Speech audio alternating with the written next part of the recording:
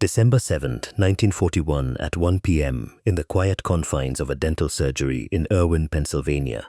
Dr. Lytle S. Adams stood frozen as the radio broadcast the devastating news of the attack on Pearl Harbor. Like millions of Americans, the dentist felt a surge of patriotic rage, but unlike most, his mind immediately began to engineer a peculiar and almost prehistoric form of vengeance. Adams was no ordinary tooth puller. He was an amateur naturalist and a prolific inventor with a penchant for high-level social climbing. Just weeks after the attack, he found himself vacationing at Carlsbad Caverns in New Mexico, watching hundreds of thousands of Mexican free-tailed bats spiral out of the darkness at dusk. To any other tourist, it was a natural wonder of the desert. To Adams, it was a tactical revelation. He realized these tiny mammals could carry significant weight. They could fly with precision in the dark, and most importantly, they instinctively sought out the darkest, most flammable corners of buildings to roost during the daylight hours. Adams was relentless in the pursuit of his brainstorm. He drafted a detailed proposal and utilized his personal friendship with First Lady Eleanor Roosevelt to ensure his wild idea reached the highest office in the land. By early 1942, the plan was sitting on the desk of President Franklin D. Roosevelt. In a moment of wartime desperation, where every unconventional edge was being considered, the president penned a now-famous memorandum to Colonel William J. Donovan, the head of the Office of Strategic Services. The note simply stated that this man is not a nut, and that the idea should be looked into with urgency. With that presidential nod, Project X-ray was officially born. The military brass remained deeply skeptical, yet the biological science seemed to hold a terrifyingly logical promise. The Mexican free-tailed bat was a biological marvel, capable of carrying nearly twice its own weight in flight. Adams teamed up with Louis Fieser, the Harvard chemist who had recently invented napalm, to create a miniature incendiary bomb that weighed less than an ounce. These were not just crude torches. They were sophisticated, time-delayed units designed to ignite long after the bat had found a place to hide. The engineering of the delivery system was as complex as the payload itself. The plan involved a large, bomb-shaped canister containing stacked trays, where over 1,000 bats would be kept in a state of induced hibernation through forced cooling. Once dropped from a B-24 Liberator, the canister would deploy a parachute and open at an altitude of 1,000 feet, releasing the warming bats to disperse over a target city. Because Japanese urban centers were largely constructed of wood, paper, and bamboo, Adams argued that a single plane load of bats could start thousands of fires simultaneously, overwhelming any fire department and causing more damage than a traditional bombing raid. The project moved to the Carlsbad Army Airfield in early 1943 to begin live fire testing. It was here that the dentist's vision collided with the unpredictable reality of nature. On a sweltering morning at 8 a.m., a group of bats was being prepared for a demonstration to show the high-ranking officers what their money was buying. However, a series of logistical failures and a door left ajar allowed several armed bats to escape their enclosures before they were properly secured. These were no longer just animals. They were airborne triggers for a catastrophe. The bats did exactly what Adams had predicted they would do in Japan. They sought out the darkest, most secluded spots they could find.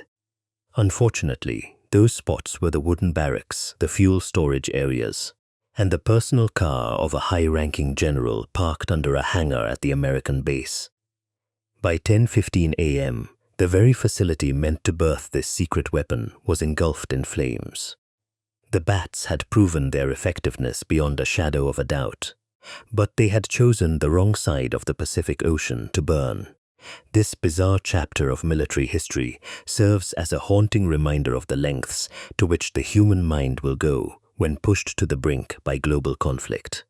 Project X-ray was eventually cancelled, overshadowed by the terrifying efficiency of the atomic bomb, but it leaves behind a legacy of strange, desperate ingenuity. It illustrates a moment when the boundaries between the natural world and the machinery of death became dangerously blurred. Lytle S. Adams saw the bat not as a creature of the earth, but as a delivery system for fire, a testament to the cold pragmatism that defines total war. In the bats of Carlsbad were more than just a failed experiment. They were a symbol of a world that had lost its way, looking to the skies for salvation and finding only the shadow of its own destructive reflection.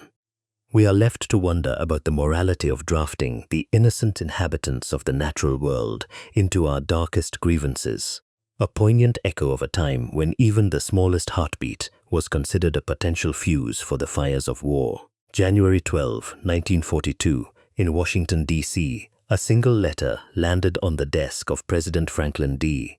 Roosevelt that would change the trajectory of unconventional warfare forever. Written by an eccentric dental surgeon named Lytle Adams, the proposal was as audacious as it was terrifying.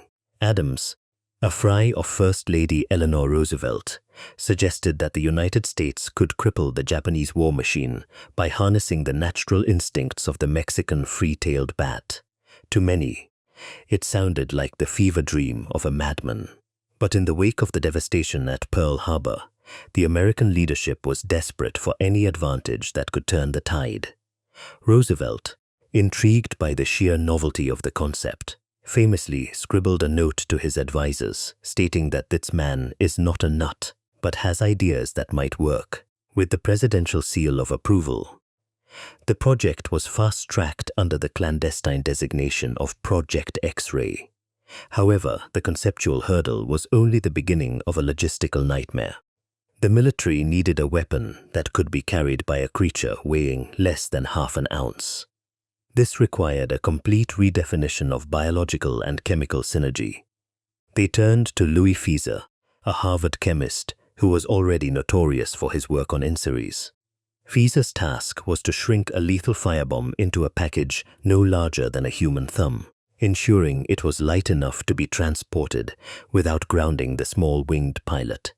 By 2 p.m. on a sweltering afternoon in the laboratory, Fieser and his team were meticulously weighing gelatinous fuel and timing chemical fuses.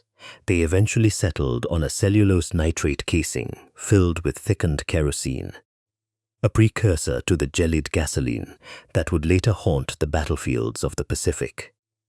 The bomb had to be light enough for a bat to carry during its typical hunting flight, but potent enough to ignite the traditional wood and paper structures of Japanese industrial centers. It was a masterpiece of miniature engineering, weighing exactly 17.5 grams. The fuse itself was a triumph of low-tech ingenuity, utilizing a copper wire and a drop of corrosive acid. Once the bat was released, the acid would slowly eat through the wire over a predetermined period, eventually releasing a spring-loaded firing pin that would strike the primer. Securing the final approval of the High Command meant proving that these bats could be transported and controlled in a military environment. The engineers designed a specialized bomb casing that was as complex as the incendiary itself. It was a cylindrical shell, over 5 feet long, that looked like a standard aerial bomb, but contained 26 stacked trays. Inside these trays, thousands of bats would be kept in a state of induced hibernation through forced refrigeration. At 10:15 a.m., during a high-stakes briefing with the Chemical Warfare Service, the logistics were finally laid out. The bomb would be dropped from a B-24 bomber at high altitude. As it descended to 1,000 feet, a parachute would deploy, and the outer shell would peel away. The warming air would wake the bats, and they would disperse, instinctively seeking the dark eaves of buildings to roost before the sun rose. The project was soon moved to the high deserts of the American Southwest, where the scale of the ambition began to meet the harsh reality of nature. The military wasn't just building a new bomb. They were attempting to weaponize an entire ecosystem. They viewed the bat not as a living creature with its own place in the world, but as a biological delivery system. A feathered drone that required no fuel and possessed an internal guidance system more sophisticated than any radar available at the time. The approval from the White House wasn't just a signature on a memo. It was a profound admission that in the struggle for total victory, the lines between the natural world and the theater of war were being permanently erased. This shift in strategic thinking redefined what was considered acceptable in the pursuit of national security. By turning to the smallest, most misunderstood inhabitants of the caves, the architects of Project X-ray were acknowledging that the future of conflict might lie in the invisible and the overlooked. It was a cold, calculated integration of biology into the machinery of industrial death. As the first functional prototypes were loaded into their refrigerated canisters, the men involved felt a sense of grim accomplishment. They believed they had found a way to strike from the shadows using the shadows themselves, turning the very environment against the enemy. Yet, as we look back on those early designs and the desperate meetings in the Oval Office, there is a lingering discomfort in the efficiency of the plan. We see a moment in history where human ingenuity was used to strip the innocence from the natural world, transforming a nocturnal hunter into an unwitting participant in a global conflagration.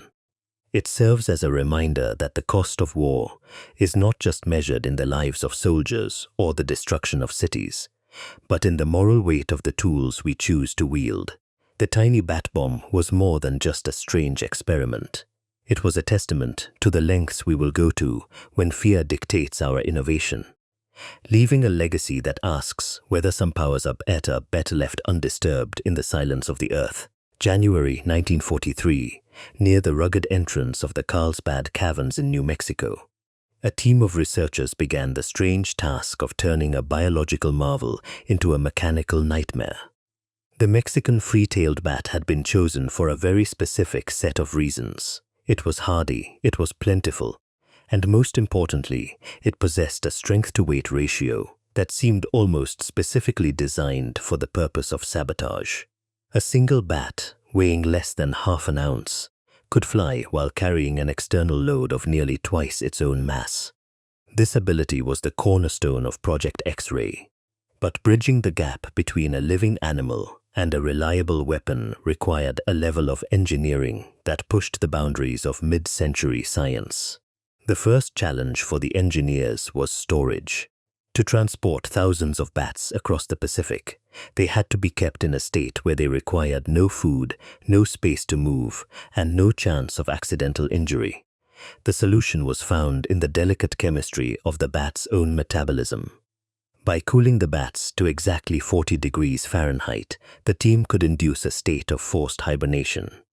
At 8 a.m. in the laboratory, technicians would begin the delicate process of chilling the mammals, watching as their heart rate slowed to a crawl and their bodies became limp and unresponsive.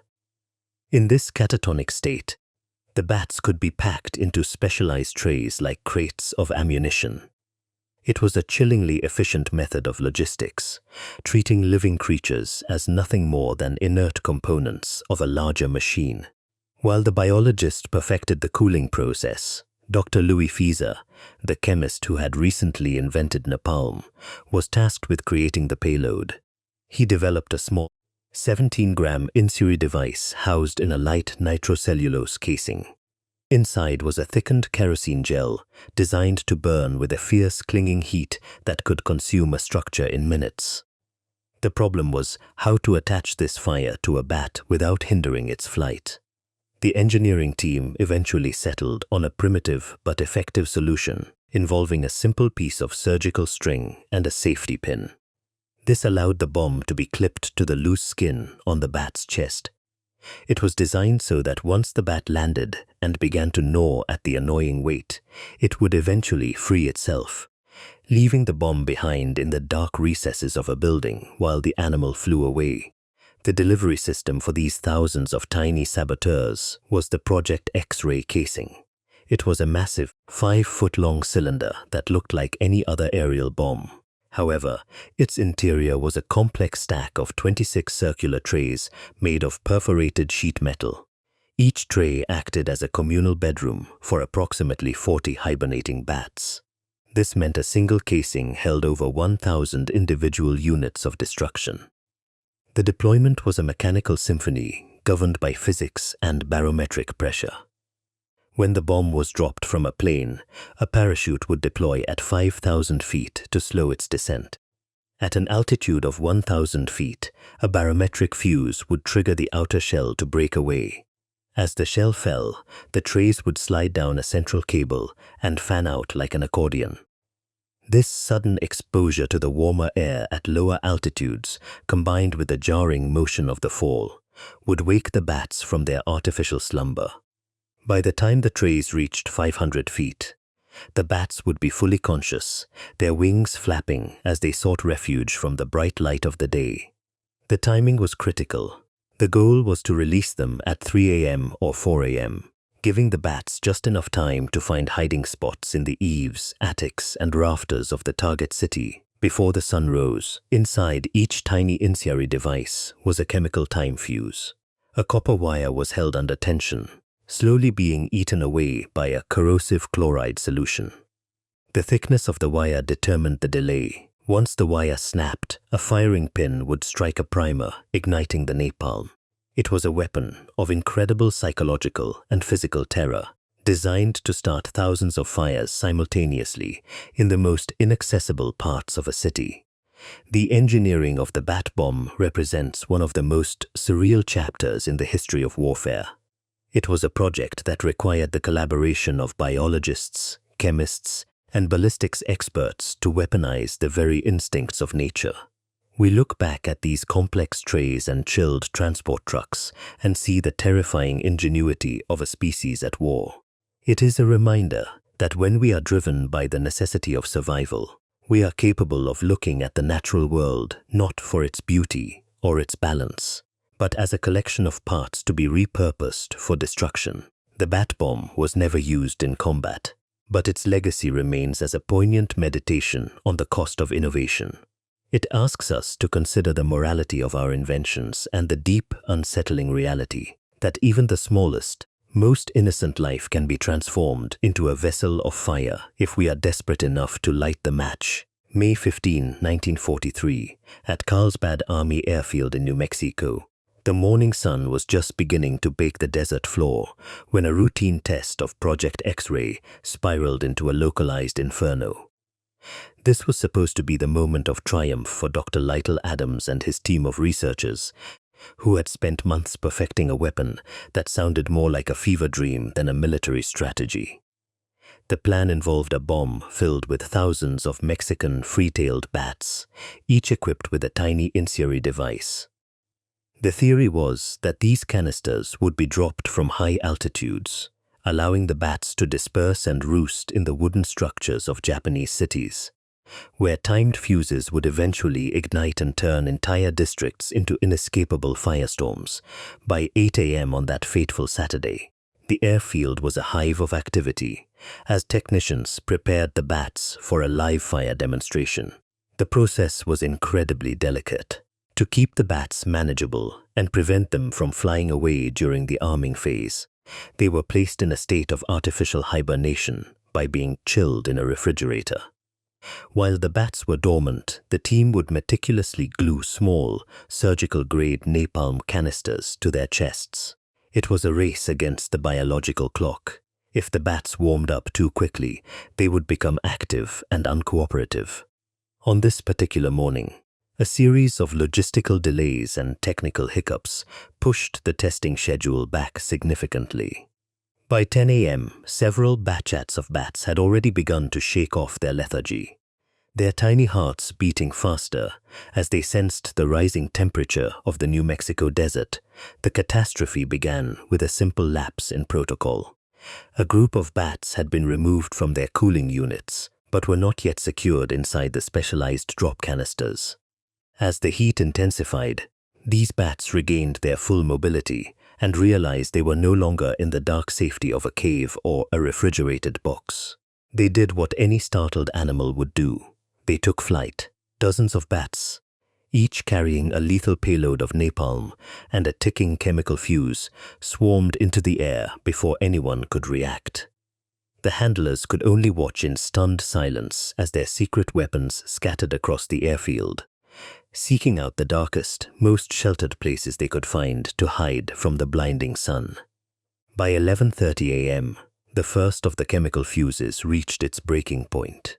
The beauty of the bat bomb's design was its reliance on natural behavior. The bats were instinctively drawn to the eaves of buildings, the undersides of vehicles, and the cramped, shadowy spaces inside hangars. This instinct, intended to ensure the maximum destruction of enemy infrastructure, was now turned against the very base that had birthed the project. Smoke began to curl from the edges of a newly constructed hangar. Within minutes, the structure was engulfed in flames. Soldiers scrambled for fire extinguishers and water hoses, but the fires were popping up in multiple locations at once, far faster than any fire crew could manage. One bat found its way into the base commander's private staff car, which was soon reduced to a charred skeleton of twisted metal. Another group of bats nested inside the eaves of the barracks, turning the sleeping quarters into a furnace. By 1 p.m., Carlsbad Army Airfield was in a state of total chaos. The base's primary hangar, filled with expensive equipment and flammable supplies, was completely leveled by the blaze. The very efficiency that Dr. Adams had promised the government was being proven in the most humiliating way possible. The bats had performed their job perfectly. They had successfully infiltrated a high-security military installation and burned it to the ground. The fallout from the Carlsbad incident was immediate. High-ranking military officials were incensed that a secret project involving a swarm of rodents had caused more damage to a domestic base than many actual enemy raids. However, despite the destruction and the embarrassment, some observers saw the accidental disaster as a definitive proof of concept.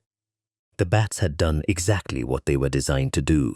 If a handful of escaped bats could cripple a modern American airfield, the logic went, then thousands of them could surely devastate the wood and paper architecture of Tokyo or Osaka. Project X-Ray was eventually transferred to the Marine Corps and moved to a more remote location to prevent further accidents. But the shadow of the Carlsbad fire lingered over the program's reputation. The project was eventually shuttered in 1944, not because it was deemed a failure, but because the Manhattan Project was nearing its conclusion. The bat bomb was a weapon of incredible ingenuity and horrifying biological manipulation, yet it was ultimately outpaced by the terrifying physics of the atom. We are left to wonder about the ethical lines we cross when we draft the natural world into our modern conflicts. The Carlsbad catastrophe serves as a grim reminder that nature is never truly under our control, especially when we attempt to harness its instincts for the purpose of slaughter. When we weaponize life, we invite a level of unpredictability that even the most calculated military mind cannot fully contain. The bats were not soldiers. They were simply creatures seeking a place to rest, unaware that they were being used as couriers of annihilation. The charred remains of the Carlsbad hangar stood as a testament to human desperation, and a warning that when we light a match and hand it to the wild, we should not be surprised when our own house begins to burn. This strange chapter of history asks us to reflect on the cost of our innovations and the deep, unsettling reality that even the smallest life can be transformed into a vessel of fire if we are desperate enough to light the match. May 15, 1943, at the Carlsbad Army Airfield in the desolate stretches of New Mexico. The morning sun was already beginning to bake the tarmac. This was supposed to be a routine demonstration of Project X-Ray, a secret weapon so bizarre it sounded like the fever dream of a pulp novelist. Dr. Lytle Adams and his team of researchers were confident. They had thousands of Mexican free-tailed bats packed into chilling canisters, kept in a state of induced hibernation by the artificial cold. The plan was simple on paper: release the bats over a target, and as they woke up in the warmer air of the lower altitudes, they would disperse and find dark nooks and crannies in enemy buildings to roost. Each bat carried a small, timed incendiary device made of cellulose and filled with kerosene and gas. It was nature's own version of a stealth bomber. But at 8 a.m., the carefully laid plans began to unravel with terrifying speed. During the final preparations for the drop, several bats were accidentally exposed to the warmth of the morning air too early.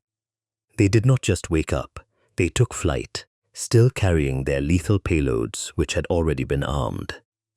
To the scientists on the ground, it was a technical glitch that needed to be managed. To the airfield guards and personnel, it was the start of an inexplicable nightmare. By 9:15 a.m., the rogue bats had instinctively sought out the largest, darkest structures they could find. They bypassed the dummy targets set up by the researchers and instead found their way into the eaves of a brand new $1 million hangar and under the fuel tanks of a staff car belonging to a high-ranking general. The timers on the incendiary devices did not care that they were still on an American military installation. When they triggered, the quiet desert air was suddenly ripped apart by the roar of chemical fires. The destruction was absolute and terrifyingly efficient. The hangar, a cavernous structure filled with expensive equipment and critical supplies, became a towering kiln of flame within minutes. Fire crews rushed to the scene at 9:30 a.m., but they quickly found themselves fighting an enemy they could not see or reach. The bats had wedged themselves into the most inaccessible parts of the building's architecture. Every wooden beam, every crate of spare parts, and every tarp became fuel for the intense fires. As the smoke billowed black and thick into the New Mexico sky, the base commander could only watch in stunned silence as the very weapon meant to incinerate Tokyo turned his own command into a graveyard of twisted metal and ash. The official reports from that day are a mix of military embarrassment and grim fascination. Photographers captured the skeletal remains of the airfield, documenting the charred ruins that were supposed to be the staging ground for a revolution in modern warfare. In the documents later declassified, investigators noted with a touch of dark irony that the bats had performed their mission with surgical precision. They had found the exact spots where a fire would cause the most catastrophic structural damage. The project had proven its lethality beyond any shadow of a doubt, but at the cost of a domestic disaster that forced the military to rethink the wisdom of using living creatures as uncontrollable fuses. For hours after the initial ignition, the scene was one of pure chaos. Soldiers scrambled across the base with butterfly nets and makeshift swatters, trying to catch any remaining bats before they could settle in another barracks or a fuel depot. It was a spectacle of modern military force reared completely helpless by a handful of 5-cent animals. By 2 p.m., the fires were finally contained, but the air remained thick with the smell of burnt rubber and singed fur. The incident was quickly hushed up, buried under layers of wartime secrecy to avoid public ridicule. But the scorched earth at Carlsbad told a story that no amount of red tape could erase. This strange, forgotten catastrophe serves as a sobering reminder of the hubris often found at the intersection of science and war. We often think of progress as a linear path of better machines and smarter computers. But in the desperation of the 1940s, the line between the natural world and the machinery of death became dangerously blurred. The bat bombs were eventually abandoned in favor of the Manhattan Project, a different and much more terrifying kind of fire that would change the world forever. Yet, the ruins of Carlsbad remain a haunting testament to human ingenuity gone wrong. We are left to reflect on the cost of our innovations and the unsettling reality that when we attempt to weaponize the wild, we lose control of the very elements we seek to master. The bats were never meant to be soldiers. They were simply creatures following their instincts to find a dark place to hide. In the fire they carried did not care about borders or military objectives. It only knew how to consume. It leaves to wonder how many other secrets lie buried in the desert sands. Remnants of a time when the world was so desperate that we were willing to set the very sky on fire, only to find that the sparks always find their way back home. July 1943, the arid expanse of the WW2's proving ground in Utah became the new stage for an experiment that many in Washington had already written off as a farce. Following the disastrous accidental burning of the Carlsbad Auxiliary Air Base, the United States Army had seen enough, officially washing its hands of Project X-ray. But the dream of a bat-driven apocalypse did not die in the ashes of New Mexico. Instead, the project was handed over to the Navy, and eventually, the Marine Corps, who saw a strange potential in the chaos that had unfolded. They believed that if the bats could accidentally destroy an American base with such terrifying efficiency, they could surely do the same to the wooden cities of the Japanese mainland. The transition to Marine Corps control breathed a second, more professional life into the project. At Dugway, the military constructed what they called the Japanese Village, a meticulously detailed replica of Tokyo's industrial and working-class districts. These were not mere facades. They were built with authentic materials imported specifically for the test, including tatami mats, shoji screens made of rice paper, and the specific types of flammable timber found in the heart of Osaka and Nagoya. The scientists and engineers wanted to see if their tiny incendiary paratroopers could actually outperform the standard firebombs of the era. On a clear morning at 8 a.m., the first major test at the Japanese village began. The bats had been kept in a state of hibernating torpor through refrigeration, then carefully packed into their honeycomb canisters. As the B-24 Liberator reached its drop point, the canisters were released, opening at 1 feet. As the bats fell, the warmer desert air revived them. They unfolded their wings and instinctively sought out the dark eaves, attics, and crevices of the replica houses. Each bat carried a small, timed incendiary device filled with a thickened kerosene mixture, a precursor to napalm. The results of the test at Dugway were nothing short of staggering. In some trials, the bat bombs produced 4 times as many fires as the standard M69 incendiary bomb. A single plane load of bats, numbering in the thousands, could theoretically ignite over 4,000 separate fires across a target city. Unlike a traditional bomb that created one massive explosion and a localized fire, the bats created a decentralized nightmare. They carried the fire into the very structures of the buildings, hiding the flames where they could not be easily reached or extinguished. It was a weapon of mass disruption, a biological delivery system that used the very survival instincts of a mammal to deliver a payload of total destruction. By the summer of 1944, the project was reaching its zenith. The Marine Corps had refined the delivery canisters, the timing mechanisms were becoming more reliable, and the logistics of transporting millions of bats from the caves of Texas were being finalized. Plans were being drafted for a full-scale deployment in the Pacific by mid-1945. But then, as quickly as it had been revived, Project X-ray was suddenly and ruthlessly terminated. The reason was not a lack of efficacy, but a lack of speed and the emergence of a far more terrifying power. Admiral Ernest King, the Chief of Naval Operations, was informed that the project would not be ready for full-scale combat use until late 1945.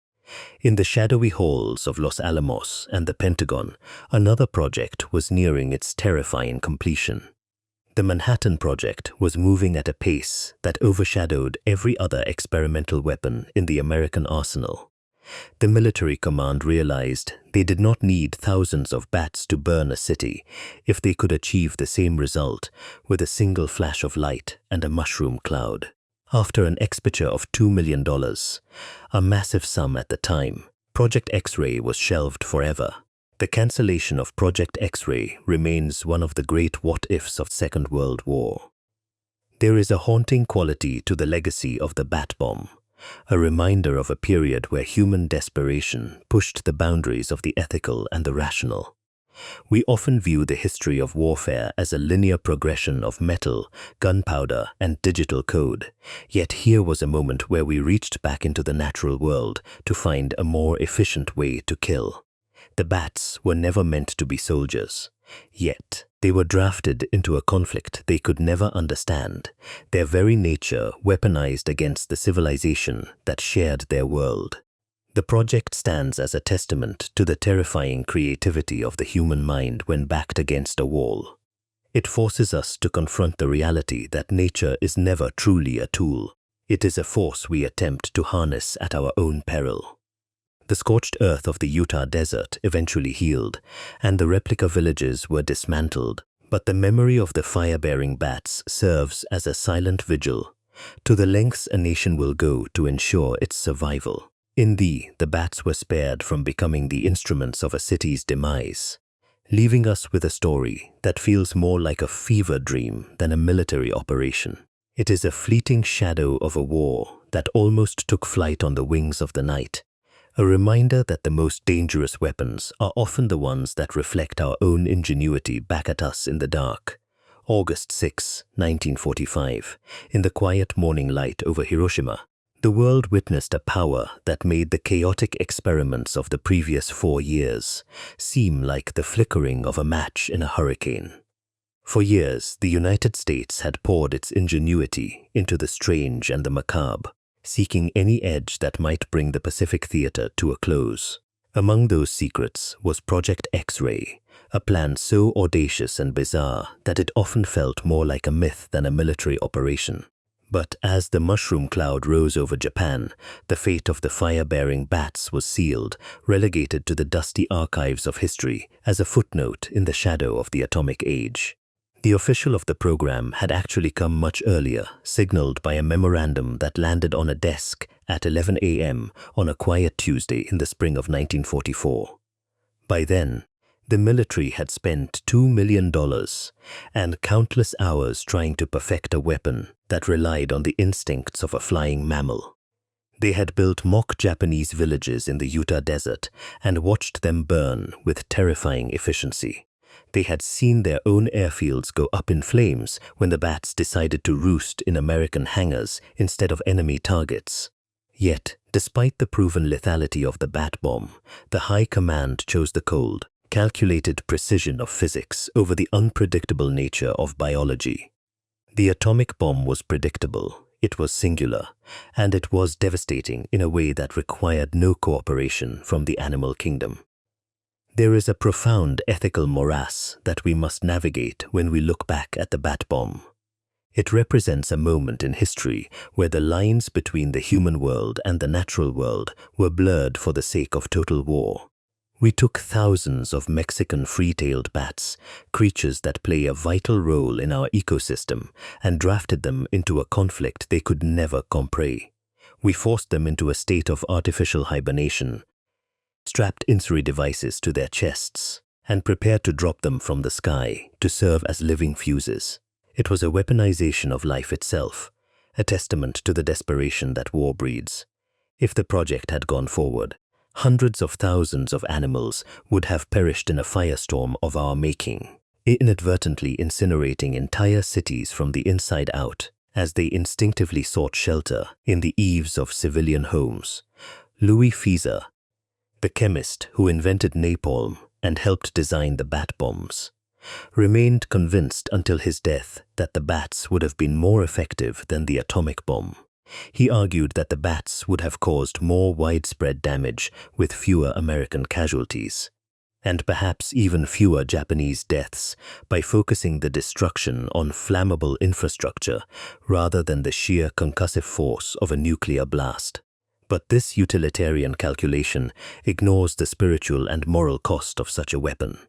To use the natural world as a delivery system for our most violent impulses is to admit a certain failure of our own humanity. It is one thing to train a horse for cavalry or a dog for sentry duty, but it is quite another to turn a living creature into a disposable, self-guided bomb. The story of the bat bomb is often told with a smirk, a classic example of military mad science that went nowhere. But beneath the surface of the anecdote lies a sobering reality about the lengths a nation will go to when it feels its survival is at stake. The bats were spared their grim duty only because we found a more efficient way to destroy. We replaced the flapping wings of the night with the splitting of the atom, trading one form of terror for another that would haunt the collective consciousness of the world for decades to come. Today, the desert at Carlsbad and the testing grounds of Utah are silent. The bats continue their nightly flights, oblivious to the fact that their ancestors were once the centerpiece of a plan to burn empires to the ground. Their survival is a small mercy in a century defined by mass destruction. We are left to reflect on a war that almost took flight on the wings of the night, a reminder that our ingenuity is a double-edged sword. When we look into the dark, we must ask ourselves if we are seeing the world as it is, or if we are merely looking for new ways to set it on fire. The legacy of Project X-ray is not just one of failed technology, but a mirror held up to our own nature. It shows us that in our pursuit of security, we are often willing to sacrifice the very sanctity of the life we are trying to protect. As we move further into an age of autonomous systems, the memory of the fire-bearing bats serves as a poignant warning. The most dangerous weapons are not the ones that fail, but the ones that succeed in stripping away our connection to the world we inhabit. In the bats were lucky to be forgotten, leaving us to carry the burden of the fires we eventually did light.